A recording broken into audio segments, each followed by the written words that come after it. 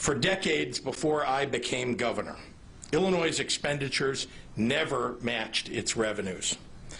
One of the reasons that I ran for office was to finally tackle our fiscal problems in a responsible way while investing in what makes this state a great place to live, improving our schools, expanding affordable health care, creating a durable social safety net, and making our state run more efficiently, all while living responsibly within our fiscal means.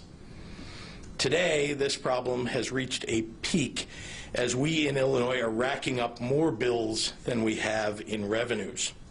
It's unsustainable.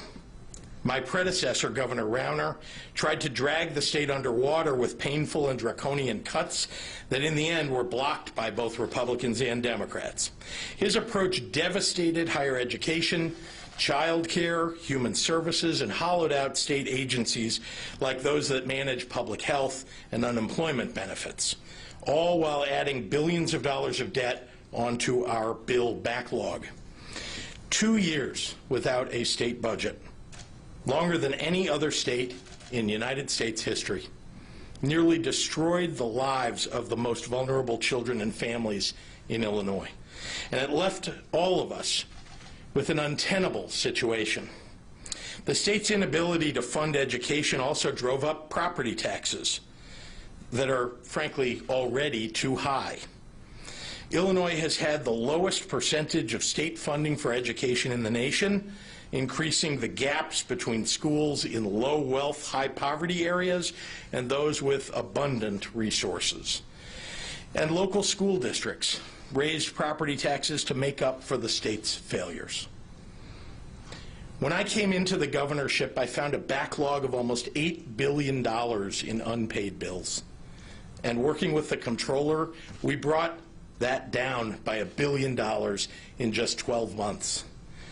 The state had been paying late payment penalties that reached $950 million per year when I became governor. We went to work and we reduced the late payment penalties by about $850 million per year. The point is, we've been reducing waste and inefficiency from day one because of the problem of the state's finances and the fact that those need to be addressed from every angle. And in my first major address as governor nearly 2 years ago, I laid out our 3 paths forward with regard to the budget. Option 1, immediately make billions of dollars in cuts. Let me offer some context to that. Already, the state of Illinois invests, on average, less money per capita than the majority of states. That's not to suggest that we can't find significant cost reductions. We've been doing that. But if you think cutting government alone is the solution, remember this. If you set aside federally protected programs, court-ordered obligations, and our bond and pension debt, we would have to reduce discretionary spending in our state by approximately 15%. That's 15% fewer state troopers. That's 15% fewer students going to college, 15% fewer working parents receiving child care assistance, and 15% less money for your local public schools, which likely means that your property taxes will increase. You could call this the Republican approach. Option 2, raise revenue within our current regressive flat tax system and impose a higher flat tax, which falls disproportionately on the working poor and the middle class. Option 3 was the fair tax, an option that people have talked about in Illinois for decades because few other states use the antiquated flat tax system. And while the fair tax would have helped to address our budget crisis with the least damage to the working families of Illinois, the millionaires and billionaires opposed it to protect their own wallets, deceiving the public about its purpose, and they ended up prevailing. Sometimes politics works against the best solutions. Had the fair tax passed, we would have been on a course toward long-term stabilization of our state's finances, balancing the budget, eliminating the backlog, making our pension payments, and investing in a rainy day fund in a way that would start to unburden the working families of our state. But the opponents of the fair tax lied about what would happen if it passed. And they left all of the working people of Illinois holding the bag. It's no surprise these are the same people who pushed for Bruce Rauner's agenda and will resurrect his failed crusade any way they can. So let me just say to the people of Illinois, you deserved a fairer tax system, and you still do. But that didn't happen. Republicans swore their allegiance to the wealthiest interests in the state, and they threw middle-class families under the bus. So here we are.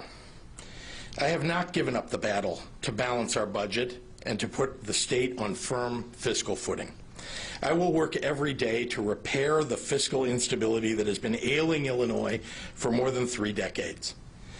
I will work with the legislature to implement structural solutions to our decades-long budget woes. But I will never forget that some of the wealthiest and most powerful interests in Illinois did everything in their power to put the burden of this on workers and their families instead of shouldering some of the burden themselves. Because this is this is where we are now. Illinois' fiscal problems haven't gone away. We now sit at a crossroads. Our state finances still require fundamental structural change. In the coming days, I'll be talking with the leaders in the General Assembly about our path forward, but here's what we know for sure. I promised to be a governor who balances the budget and pays the bills that my predecessor left behind. I promised to make sure that our kids get a good education, that we invest in job creation, and that we build a better future for Illinois. There will be cuts, and they will be painful.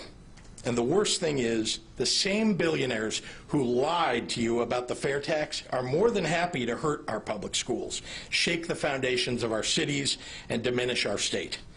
Maybe because they think it won't hurt them. If they cared about giving your child the best public education available, if they wanted you to be able to afford child care too, if they wanted your elderly parents to be cared for properly, just like their parents are, they wouldn't have fought so hard to avoid paying just a little bit more. People often say that I'm too positive and too optimistic. My optimism comes from the people of this great state and from all of the things that they've endured together over this year. And my optimism has not been shaken. We will get through this. We will get through all of this together. And when you feel yourself losing a bit of hope, I'm always here to offer you some of mine, because I know that the strong character of this state and its people is paramount.